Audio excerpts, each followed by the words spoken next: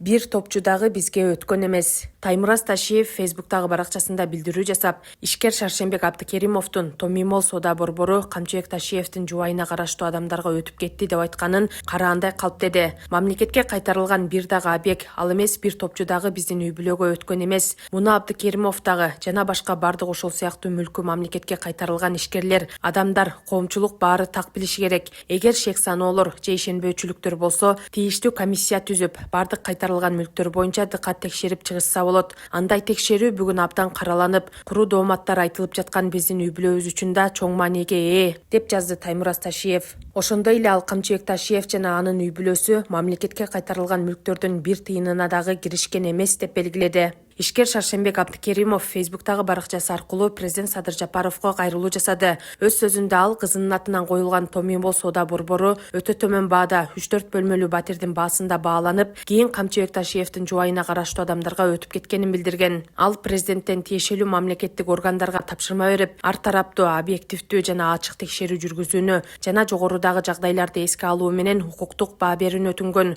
Өткөн жылы сентябрда УКМК Шаршембек Абдыкеримовдун жалпы баасы 10 миллиард сомдон ашык мүлкү мамлекетке өткөнүн билдирген. Атайын кызмат Аю Холдинг узак убакыт бою салыктарды, социалдык жана башка төлөмдөрдү төлөөдөн качканын, мүлктөрдүн бир бөлүгүн афирленген жактарга каттатып, мыйзамсыз кирешелерди адалдоо үчүн жасалма финансылык отчетторду берип турганын кабарлаган.